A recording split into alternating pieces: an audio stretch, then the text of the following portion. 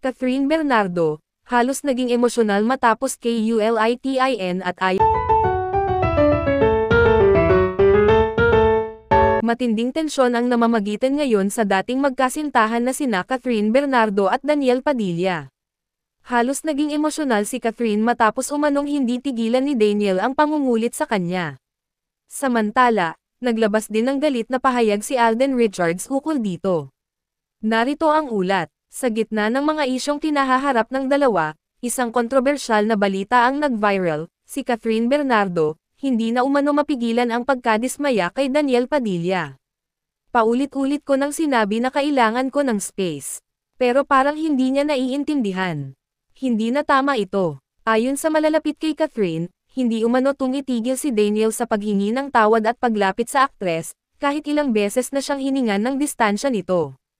Sa panig ni Daniel Padilla, ipinapakita nito ang matinding pagsisisi, ngunit tila hindi nito maibigay ang espasyong hinihiling ni Catherine. Mahal ko siya. Gusto ko lang maayos ito. Pero hindi ko naman intensyon na maging pabigat. Samantala, ang aktor na si Alden Richards, na malapit kay Catherine, ay naglabas ng kanyang saloobin. Nakikita ko kung paano naapektuhan si Catherine sa nangyayaring ito. Hindi tama na pagpilitan ang isang bagay na ayaw na ng tao. Trending agad sa social media ang balitang ito. Nagkaroon ng hashtag na #RespectCatherine at #DanielStopNa. Tama si Catherine. Hindi dapat pinipilit ang isang tao. Daniel, mahal ka namin, pero sana bigyan mo siya ng espasyo. Ayon sa ulat, sinisimulan na raw ng kampo ni Catherine ang proseso para magsampa ng reklamo laban kay Daniel.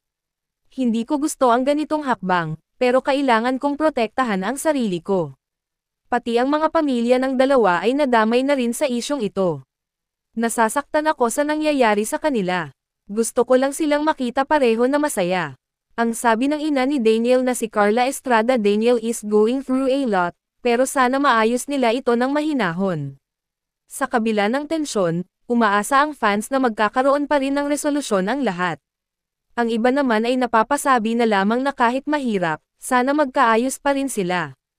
Maraming nagsasabi na Catherine deserves peace, pero sana mahanap din ni Daniel ang sarili niya. Habang patuloy ang usapin, sinabi ni Catherine na wala siyang galit kay Daniel ngunit kailangang igalang ang kanyang desisyon. Hindi ito dahil sa galit. Gusto ko lang ng katahimikan sa buhay ko ngayon. Isa na namang malaking hamon ang hinaharap ni Catherine Bernardo at Daniel Padilla. Gayunpaman, nananatili ang pag-asa ng lahat na maayos ang sitwasyong ito sa tamang panahon. Para sa mga susunod na updates, manatiling nakatutok dito lamang sa aming programa. Ito ang inyong balita ngayong araw.